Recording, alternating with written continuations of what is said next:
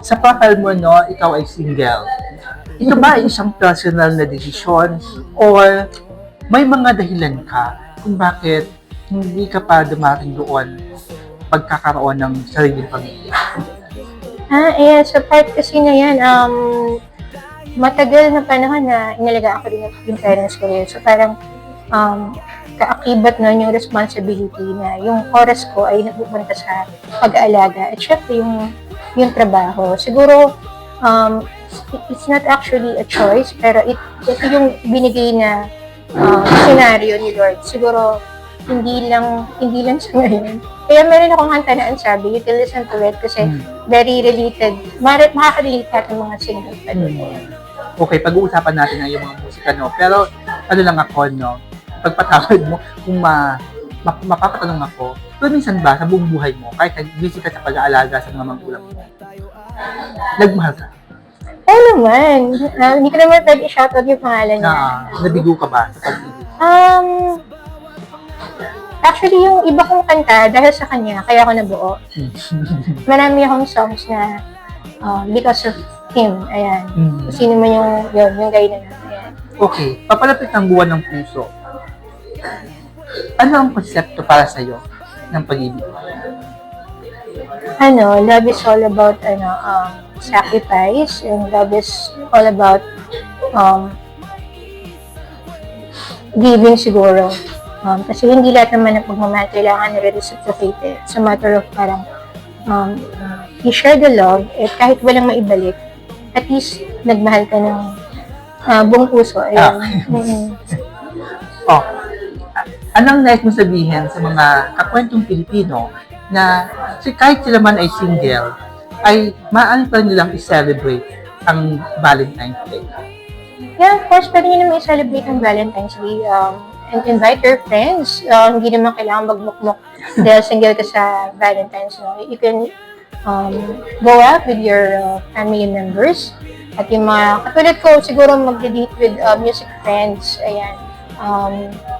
Valentine's Day is not all about lagi naman romantic love. You can also invite it's the time para ma-date mo naman yung mama mo, yung mga kapatid mo, di ba? Minsan lang yan. Ayan. Okay. Ayan ha, mga kapilipino, hindi importante kung ikaw ay nasa relasyon. Ang importante, no, na puso mo, punong-puno ka pa rin ng pagmamahal. Di ba? O pag-uusapan natin yung soundscape. Paano naman nabuo ang soundscape? Okay, soundscape, hindi ako nagkakamali, ay nabuo, I think last year. At ano ang pinakalayunin ng inyong page o ng inyong samahan sa soundscape? Ang soundscape kasi ay binuo para masupport ang mga independent artists to feature their songs. We do music reviews and mga reels na makikita nyo sa stories sa Facebook, sa TikTok, gano'n. So, there are music platform, and even yung mga new releases, we feature them sa Fresh Discoveries and new Indie Music Friday. So, parang all-in-one na siya. Minsan din, nagbibigay pa kami ng bagong atake kung paano pa namin masusupport yung mga music artists. Kasi, napakadaming independent artists na kailangan lang marinig na hindi nabibigyan ng pagkakataon na yun.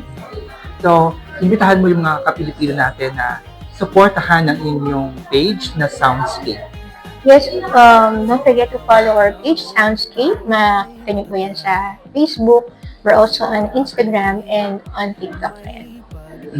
Okay, supportahan niyo po yan kasi ako po, ang Kwentong Pilipino po ay naka-follow po yan sa Soundscape. Yes. Okay, Melissa, pag-uusapan natin ang tatlong kanta mo, no? Parang pinaka-favorite ko, yung I Will Love You from the Artist. Pero interesado ako sa ano sabi. Sabi mo kanina, no, isa sa mga dahilan, yung dati ng pag-ibig, no, nabuo mo ang kantang Ansabi. Saan siya nakatuon? Anong kwento ng kanta mong Ansabi? Okay, yung kanina yung nabanggit ko na part yung nakilala ko dati. Ang Ansabi actually is na-form siya ng isang reunion. Sabi sa akin ng tito ko, kailan ka ba mag-aasawa? Kailan mo ba makilala? So from that line, I composed a song, Ansabi, kailan ka ba mag-asawa? Yun, Ansabi, kailan mo ba makikilala? So, nung dumating sa akin yun, yung song na yun, dire-diretso na siya, na-compose ko yung chorus at nung inupuan ko na siya, binuo ko na yung storyline na kung saan makaka-relate yung mga ibang single dun sa nararamdaman sa rin at that time. Ayan. It's a very happy pop song. Ayan. Okay. Pwede mo bang awitan kami ng kahit ilang linya mula sa kantang Ang Sabi? Ayun. Yung pinaka-paborito mo na habang ginagawa mo, talagang tumatak sa puso. Ayun, syempre yung chorus. Ang sabi, kailan ka ba mag-asawa? Ang sabi, kailan mo ba patitingnan na? Sasabihin ko sa inyo, nag-ready na ako. Ayun. Ganda, no? Sana po, may masabihin ang sabi. Ang sabi, baka may kinamahan dyan sa audience. Di ba? Okay. Yung pag-uusapan naman natin, no? Kailan ba nailabas to ang sabi? Ang sabi was released sa YouTube pa lang, I think during pandemic. Tapos, when I signed up with Create Music Records in 2023, na-release yan as an album, part ng album na serye. So, you can stream it in all music streaming platforms under Create Music Records. Okay. Ito namang kanta mong Kapit Lang. Ano naman ang pinagbubutan ng kanta mo? Okay, Kapit Lang, I composed this song during pandemic. It's the time na nag-resign ako sa work kasi I need to take care of my mama. And Kapit Lang, it's a story of ito yung time nung kailangan ko i-give up yung work ko, tapos inalaga ko yung mama ko. Tapos dumating yung time na sabi niya, nakakasakit-sakit na ng likod ko. Tapos ito yung dumating yung tanong sa akin. Itanong ko kay Lord, sabi ko, Lord, bakit sunod-sunod yung problema? Tapos dumating yung actually yung bridge yung tumatak kasi ang nakalagay doon, dumating na melody and lyrics sa akin. Wag na wag kang susuko, wag na wag kang hihinto. Pagkat nandito lang ako, magmamahal sa'yo. Parang, nagtanong ako, pero binigay ni Lord yung sagot through a song. So, I composed it and, yeah, it's for my mama. Kaya medyo affected. Kailan mo na ilabas to? Kailan mo na naparinig sa publiko? Narinig ko ito first time under kay Rani Raimundo. Naging part din kasi ako ng Madhouse Music.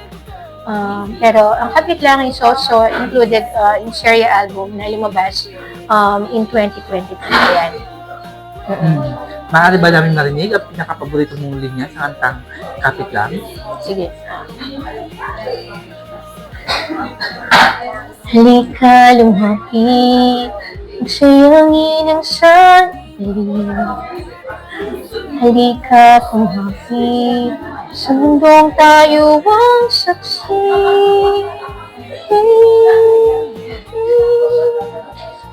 Kailangan tiyak, ngunit susubok sa'yo. Nang umiyak, ko'y alala sa'yo. Oh, oh, oh, That's Kapit Lang. Kapit Lang, mga Kapilipino. Yes. Diba? Ikaw ba, masasabi mo na ang bawat Pilipino ay malakas kumapit sa pananampalataya? Yes, I believe so kasi alam naman natin na ang mga Pinoy, karamihan din, mga talagang ang pinakapundasyon natin ay pananampalataya. Parang sabi nga nila kahit anong disaster na dumating sa Pinoy, parang they're very resilient. That's because of faith. Ayan. Ito, Melissa, dito ako interesado. Kasi medyo, gusto ko lang ma-validate yung pagkakaroon ko ng interpretasyon dito sa kanta mong I Will Love You From a Distance. No? Kasi ibang interpretation ko, ito kong malaban sa original na gumawa at kumanta nitong I Will Love You From a Distance. Ano ba ang konsepto ng kanta nito? Yeah, itong I Will Love You From a Distance, from the title itself, no, mararamdaman agad na ito yung sitwasyon na kung saan you just admire from afar. So, halimbawa yung mga kaibigan natin na mahal natin, pero lihim lang, secretly you're admiring from afar, kaya din ito sa mga long distance relationship. Ito, sinulit ko tong kantang to, ang scenario nito is parang hindi pa makaamin yung girl dun sa guy because the guy is still moving on from past relationships. So parang hindi pa siya healed. And I think until such time na healed na, siguro doon na pwedeng umamin. Kasi parang you just be there for him as support system eh. Parang, kaya nga doon sa dulo doon, but I can wait until our time is right. Ayan. Sige. Para sa mga makaka-relate dyan, mula sa mga nanonood sa Kwentong Pilipino, maaari mo bang kantahan kami ng ilang linya sa kantang ito? Ayan siguro yung chorus niya. Okay. I will love you from a distance, maybe consent to giving kiss. I will love you from a distance, who knows if we have a chance. I will love you from a distance, though it hurts, I'll get high. Cause I know she still holds your heart. Yan. I'm sure marami makaka-relate yung mga kapatid natin siya. Alam mo, Melissa, may additional na naman ako sa Spotify ko. I will love you from a distance. Kwentong Pilipino, pakinggan po natin yung kantang niya. Yes. Okay. Bago ako tumungo sa makapagtatapos ng pagtatanong ko sa iyo, bibigyan kita ng pagkakataon na imbitahan ang lahat ng nanonood sa Kwentong Pilipino kung saan ka masusundan, ano ang iyong mga ganap ngayong 2026. Yes, again, thank you so much for having me, Sir Roy, and I'm really glad to be part of this picture. Don't forget, guys, to continue supporting Kwentong Filipino. And of course, again, I am Melissa Corpus, a PWD singer-songwriter from Montalban, Rizal. You can support my music sa Spotify, sa Apple Music, YouTube Music, at sa lahat ng music streaming platforms. You can also follow me sa aking Facebook page, Melissa Corpus Music. Melissa Corpus Music din sa Instagram and sa TikTok. Ayan. And for my upcoming gigs, later on actually, I'll be performing at Caldi Coffee sa Welcome to Tondo po yan. And on February 8, I'll be performing sa Masinaya. Ayan. So, kita-kita po tayo dyan. Okay, mga Kapilipino, supportahan po natin si Miss Melissa Corpus. Okay, Melissa, ito, mga mapakahash na tanong. Ikaw ba, ang iyong naging kapansanan, nilulubog ka ng kahinaan ng iyong kalooban?